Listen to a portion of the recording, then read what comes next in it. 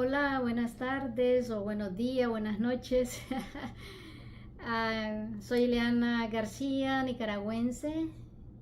Muchas gracias a mi amigo Isidro Jiménez de la República Dominicana por invitarme a participar en esta tercera jornada de reflexión literaria 21 y 22 de diciembre del año 2023, donde les voy a hablar de manera breve de la poesía nicaragüense desde Rubén Darío a nuestros días. Para eso voy a tocar un poco acerca de las raíces del mestizaje. La cultura contemporánea de Nicaragua, como toda cultura latinoamericana de hoy, es el producto de un mestizaje donde participan diversos elementos. Es la fusión de vertientes culturales que se arraigan en el mundo indígena, náhuatl, maya, chorotega, conforme a las corrientes migratorias que bajaron desde el norte de México, Rama, Chicha y Misquito, conforme a las corrientes que bajaron del sur. En nuestro mestizaje se nutre de esos aportes europeos, especialmente el español, producto de la conquista, que su principal aporte es la lengua castellana. Poco se sabe y poco queda de la literatura indígena porque ellos escribían en cuero de venado, y tristemente Fray Francisco de Bobadilla, en una plaza pública, como hoy se le conoce, el antiguo casco urbano de Managua, allí fue quemada esas primeras formas de escritura. Pero en el siglo XIX y XX se hallaron hallazgos y sobrevivieron algunos pocos poemas de los indios Sutiabas, y lo que respecta al Caribe, sobrevivió poemas sumos, canciones misquitas, un canto caribe y un texto rama. Nuestra literatura anónima sobrevivió de generación en generación, y es allí donde nacen las famosas leyendas de la cegua, el cadejo negro, el cadejo blanco, y la tradición oral se volvió la mejor expresión de nuestro mestizaje cultural. Luego aparece la obra más emblemática, que es una síntesis del mestizaje, que es el huehuense, donde sus personajes son la esencia del ser nicaragüense, principalmente el propio huehuense, porque es un anciano comerciante, matrero, enredador, que se finge sordo frente a la autoridad.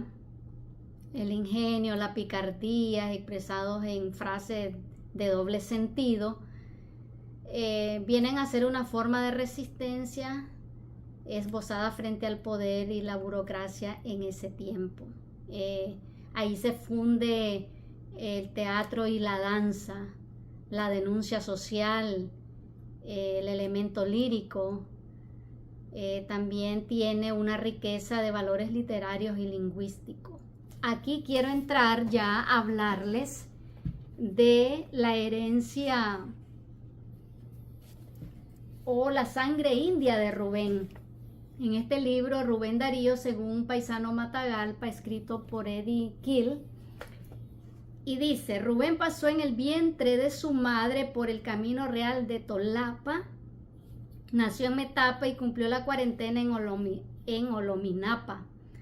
Curiosamente, como ya se mencionó, el sufijo apa en lengua matagalpa significa peñón, toponimia que es símbolo de fuerte, eterno y visible, como ha sido el trabajo literario de nuestro Rubén Darío en la América mestiza. Otro dato que quiero compartir con ustedes de este mismo libro es el águila real. Cuando nació Rubén, Matagalpa y Jinotega constituían un mismo departamento. Dice que unos campesinos encontraron un águila real de un mes de nacida y la llevaron al presidente Tomás Martínez. Este hecho salió publicado en la Gaceta del 23 de febrero de 1867. Recordemos que a Rubén le fascinaban las águilas. Él escribe, debemos escribir, no como los papagayos hablan, sino como las águilas callan. También les voy a compartir algo bien bonito acá, que lo entiende todo nicaragüense que está fuera de Nicaragua. En una carta a Román Mayorga en 1896, estando en Chile, le dice: jamás he visto días tristes como estos días, jamás he comprendido lo que es la ausencia de la patria, por chica que ésta sea, jamás he creído ser más extranjero. La poesía nicaragüense entonces ha sido una tradición poética de gran calidad desde Rubén Darío hasta la fecha. La crítica hispanohablante ha calificado a Nicaragua como una de las potencias poéticas de América. Rubén Darío, considerado un poeta universal, su obra creativa trascendió al mundo. A través del tiempo continúa siendo un hito histórico y actual. La poesía nicaragüense es una línea amplia, variada y sostenida, de sorprendente calidad. Rubén Darío, un hombre visionario de la lengua, si bien es cierto, él conocía la tradición española, pero la fuerza y la musicalidad de su poesía no se la da la tradición española, sino que se la da la tradición francesa y alemana. Allí, con ese simbolismo, Rubén Darío se empoderó, se empeliculó, y nace ese gran movimiento de modernidad. Dice María Clemencia Sánchez, poeta colombiana, en uno de sus ensayos, que para poder entender qué significa modernismo, es como Rubén Darío nos ingresa en la modernidad, que de otra manera nosotros, los de la lengua hispánica, los de tradición hispánica, a lo que respecta a la poesía, no hubiéramos podido acceder de una manera olímpica, no hubiéramos podido pasar de Bécquer a las vanguardias sin este tránsito por Rubén Darío. Es ahí la importancia de este personaje que nació, lo parió Nicaragua. Nicaragua es un país con una rica tradición poética. Además de Rubén Darío, Nicaragua ha dado otros personajes como Ernesto Cardenal, un sacerdote político y activista social. Fue uno de los exponentes de la teoría de la liberación y la poesía comprometida. Entre sus obras conocemos La Hora Cero, Cántico Cósmico. Está también Gioconda Belli, poeta novelista, feminista. También su poesía combina la sensualidad, el erotismo, la rebeldía y la esperanza. Por ejemplo, uno de sus libros Sobre la grama, Línea de fuego, La costilla de Eva, y también con su reciente poemario que ella ganó el premio La Reina Sofía. Carlos Martínez Rivas, poeta, ensayista y traductor, es considerado uno de los poetas más originales y complejos de la literatura hispanoamericana. Su obra se caracterizó por el uso de un lenguaje culto, irónico y alusivo, que mezcla las referencias clásicas y populares. Su único libro publicado en vida fue El Paraíso Recobrado. También partiendo de lo que creó Rubén Darío, ese movimiento literario entra después los posmodernistas, y estos posmodernistas no es nada menos y nada más que Azarías H. Palley, que este también estuvo en los funerales de Rubén Darío y se pronunció un discurso magistral donde rompió prácticamente con todo lo que tenía que ver con ese discurso retórico. Tenía una verdadera profesión de fe por los pobres, rebelde de la jerarquía y a toda clase de poder. Alfonso Cortés, un poeta hondamente metafísico, creó un universo irrepetible, se hacía preguntas sobre la existencia, sobre la muerte, el tiempo, el espacio, con una resonancia sideral. La canción de los astros y un detalle es una de sus obras que José Coronel Urtecho lo llamó ventana a este poema y dice: un trozo de azul tiene mayor intensidad que todo el cielo. Yo siento que allí vive a flor el éxtasis feliz mi anhelo. Un poema maravilloso. Salomón de la Selva, aquí Salomón de la Selva con su obra Pueblo Tropical y otros poemas, El Soldado Desconocido. Él se trasladó desde la edad de 13 años a vivir a Estados Unidos, un poeta bilingüe. En El Soldado Desconocido podemos conocer su obra que estuvo en la Primera Guerra Mundial, enlistado bajo la bandera de el rey Don Jorge V.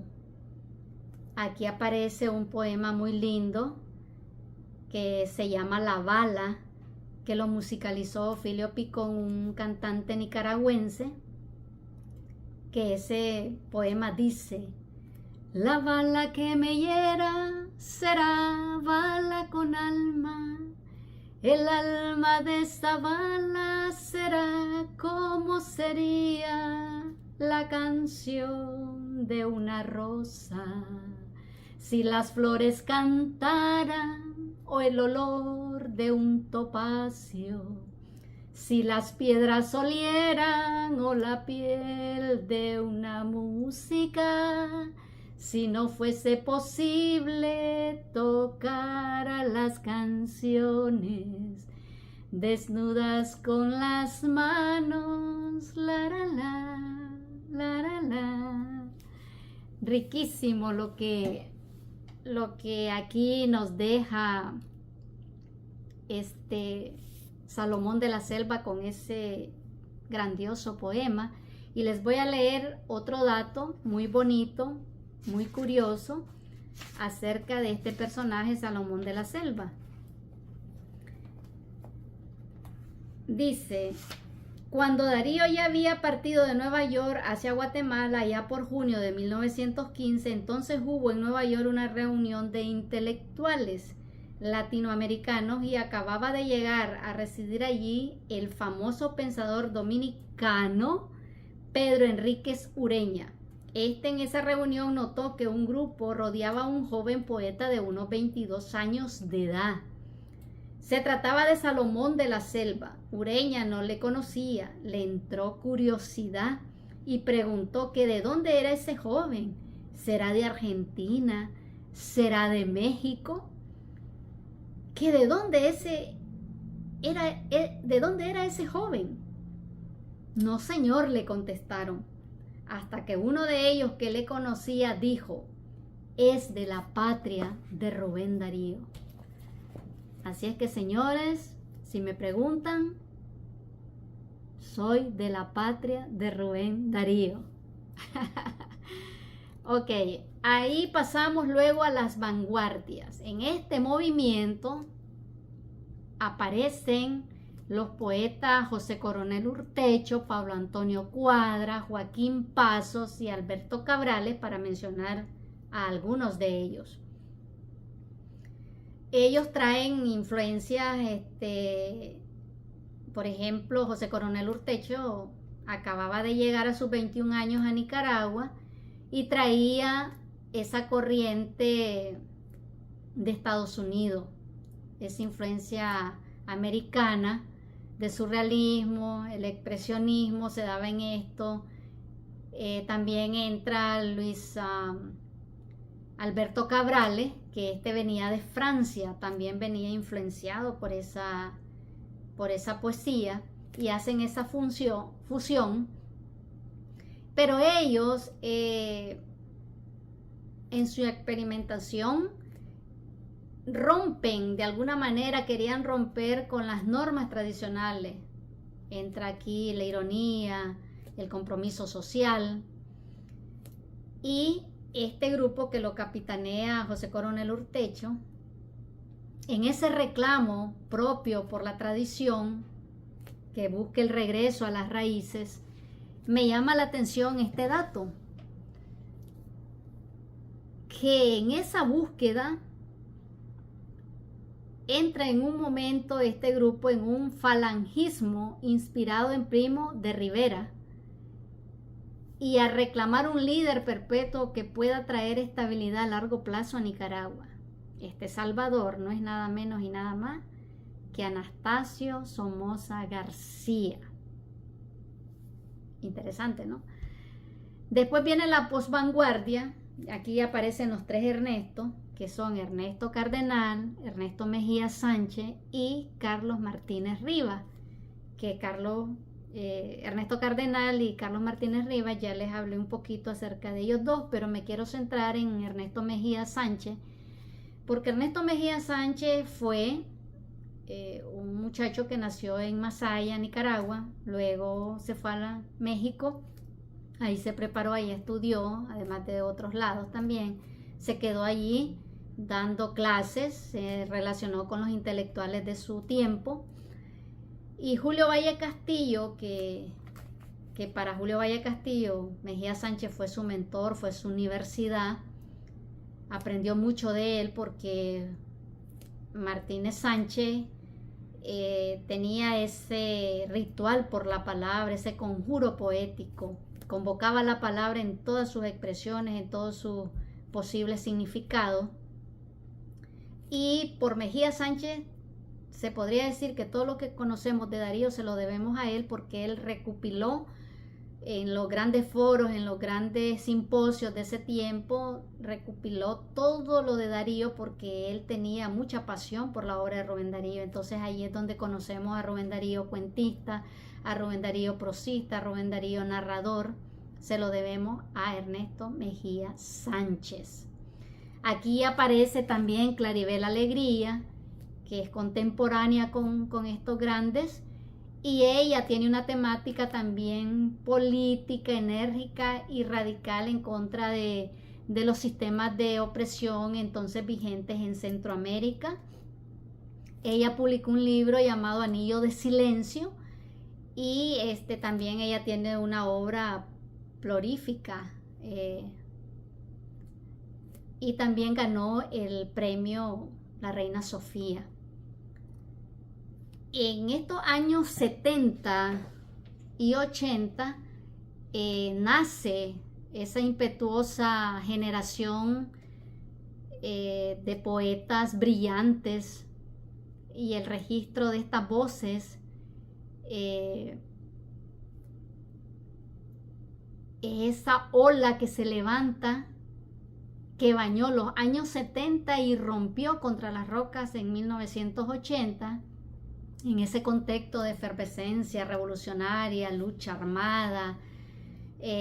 Se caracteriza por la poesía comprometida también, la solidaridad, la rebeldía, el amor, la esperanza y la utopía. Surgen voces poéticas como Daisy Zamora, Yoconda Belli, que ya la mencioné. Aquí, por ejemplo, Daisy Zamora dice: se atreverán a imaginarse viudas algunas noches que son libres, a soñar que algunas noches son libres y que vuelven por fin sin culpas a la vida. ¿Se puede interpretar acaso estos versos como la voluntad de torcerle el cuello a las normas y saltarse las barreras de lo aceptado? Aquí podemos reflexionar sobre la liberación, la autonomía, la identidad de las mujeres en muchos contextos. Una de ellas puede ser el matrimonio.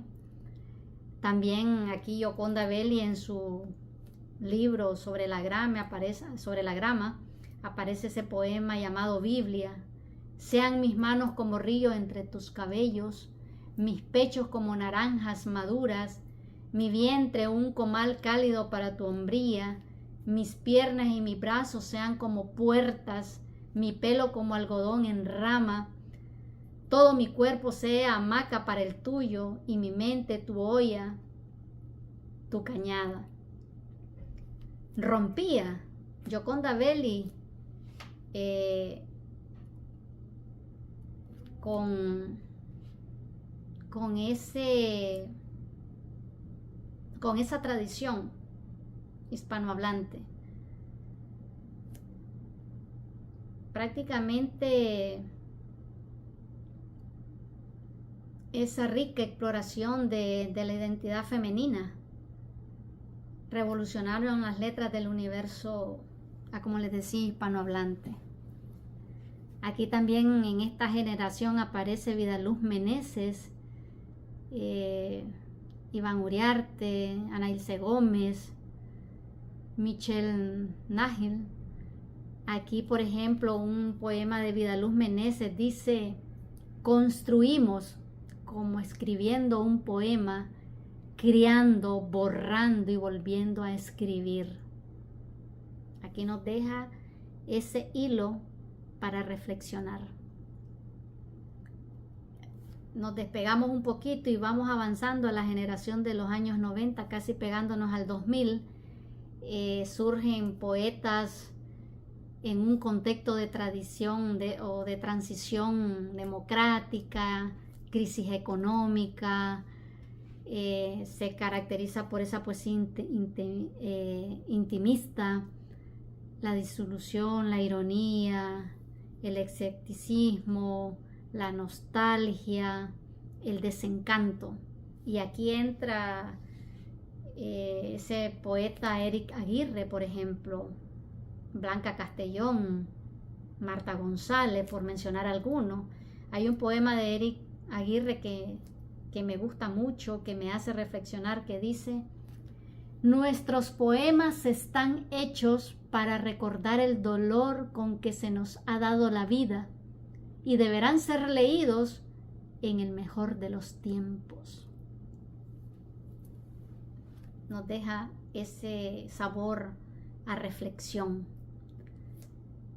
Llegamos a la generación del 2000, este grupo surge en ese contexto de globalización, de intertextualidad, en esa innovación, hibridez, transgresión y la libertad. Está aquí Ruiz Judiel, Eunice Cheitza o Chade, algo así. Está Grisby, está Ernesto Valle Moreno. En el prólogo de una antología que reunía algunos de este grupo de poetas, Gioconda Belli precisamente le llamó generación del desasosiego. Ella consideró que el evidente deseo de salirse del entorno y sumergirse en un viaje interior que, según su vaticinio, lo llevaría hacia la desilusión o la aparente fatalidad de la condición humana. Pero también, de cierta forma, el tiempo transcurrió y una de las integrantes de esa generación, que es Eunice, le contesta de manera un tanto parcial, contesta este vaticinio de Belli y le dice que en el momento de hacer literatura o escarbar sobre la temática a abordar, ellos se limitan a expresar explorar y transformar la palabra, que no hay de qué preocuparse por eso. En estas etapas se pueden distinguir la evolución de la poesía en Nicaragua. No son las únicas ni las definitivas, porque cada época, cada generación tiene su propia voz poética.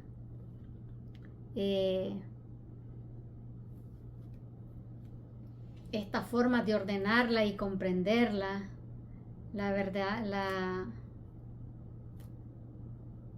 la riqueza, la diversidad de este género literario en nuestro país, que es la poesía, como les decía, no es la única y la definitiva.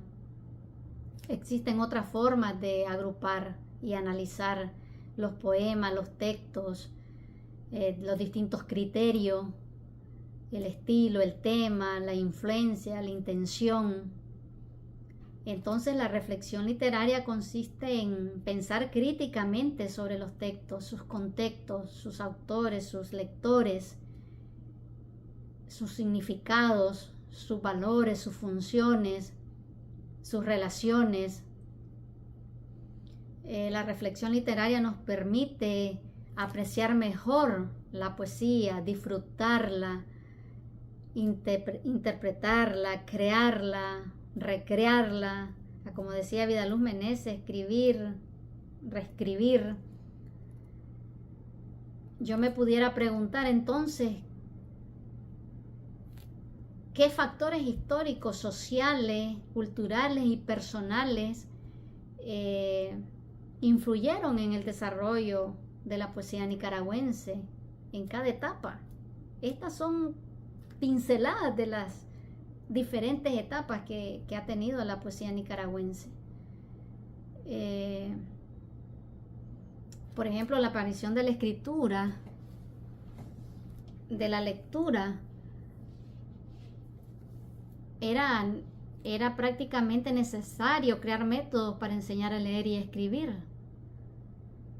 Eso hizo desarrollar el factor social, político. Puede influir en la producción del conocimiento. El factor cultural es ese hilo conductor de la sociedad que debe ser asumida como fibras esenciales para el desarrollo. Ese factor ha sido investigativo, de análisis. Los factores personales también. La herencia nos dota de diversas cosas, diversos potenciales y limitaciones también, que están sujetas a las influencias del entorno, como el aprendizaje, incluso nutrición, enfermedades, y todo eso es parte de los factores personales. La poesía nicaragüense, como cualquier otra cultura, ha evolucionado, como les decía, a lo largo del tiempo.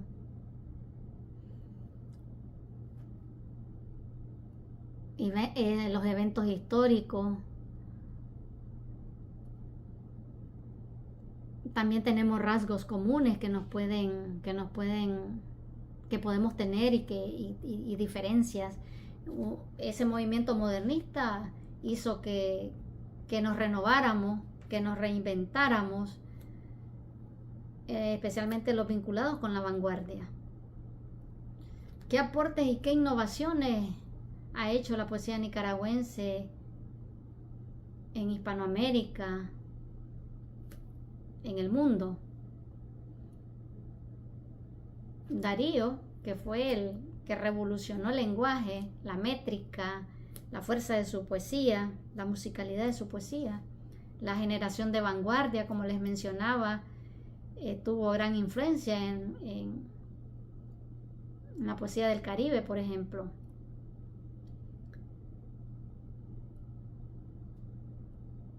Michel Nagel, su poesía lírica, amplia, limpia, se inspiró en la realidad humana, circundante y en los contrastes entre la realidad social y la promesa redentora y utópica del cristianismo.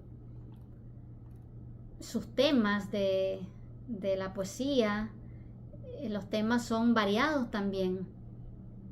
Por ejemplo, hay poetas que han escrito sobre su patriotismo, sobre su religiosidad. Salomón de la Selva fue uno, Alfonso Cortés, Azarías H. Paley. Sus formas, desde la evolución en términos de forma, se han explorado una variedad de estructuras poéticas. Sus recursos, las metáforas, las imágenes, la literación, estos recursos ayudan a los poetas a expresar sus ideas, sus emociones de manera afectiva, la estética, desde la belleza natural de Nicaragua hasta sus luchas, sus triunfos, los triunfos de su gente. Han capturado una variedad de experiencias y perspectivas. La identidad, por ejemplo, uno de los que catapultó la identidad de Nicaragua fue Rubén Darío. Él tenía esa identidad.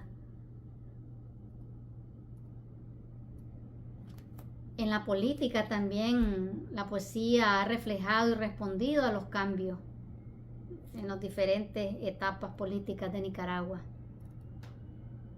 En la sociedad han abordado los poetas temas como la pobreza, como las injusticias sociales, como las luchas por los derechos humanos en las diferentes etapas que ha vivido Nicaragua. En resumen, podría decir que la literatura nicaragüense es un caudaloso río de palabras, de emociones, desde los primeros poemas indígenas hasta las obras más contemporáneas. Sus desafíos ha sido como una herramienta para expresar sus luchas, sus triunfos, como les decía. También ha sido como una plataforma para la crítica, y también aquí tiene que haber la crítica constructiva, la crítica de soluciones. En resumen, la literatura nicaragüense, la poesía nicaragüense es un espejo de la sociedad.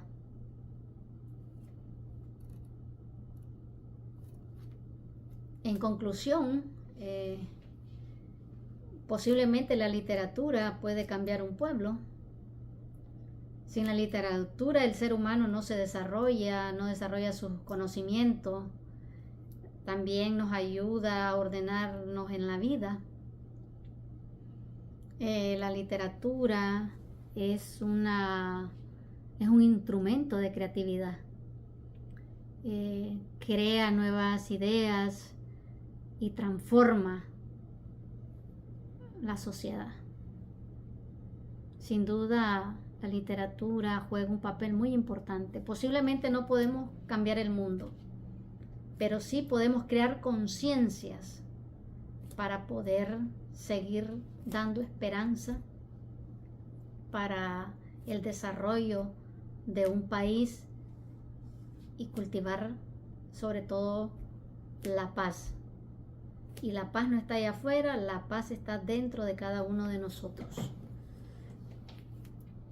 Y también en este estudio quiero dejarles dicho que Hay otras voces poéticas que han surgido desde el 2015 hacia acá. Una de esas voces es la poeta Brenda Martínez Saravia, poeta cineasta nicaragüense. Fundó en el año 2017 Fundación Poetas en Órbita, que ha sido un éxito con las diferentes actividades, creando festivales, creando juegos florales donde hay premios en novela corta, Chuno Blandón, en poesía, Alfonso Cortés.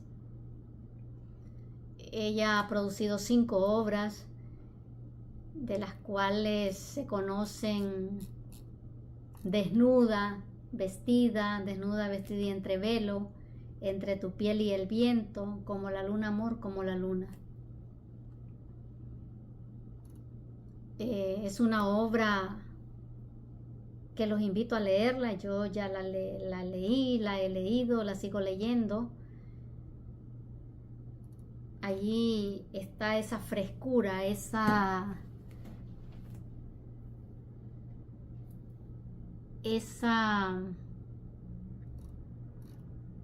exquisito cuidado de la palabra. Dice Brenda Martínez en uno de sus poemas, por ejemplo: soy mujer, poema, rima, prosa, metáfora, cuento. También soy agua y soy luz. Soy esa que se empapa delirante en tu nido de chocollos.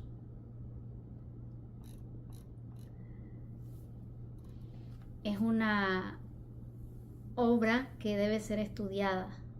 Son las nuevas voces que están surgiendo en Nicaragua. Hay muchos más, Ninosca Chacón, que tiene una poesía también muy especial.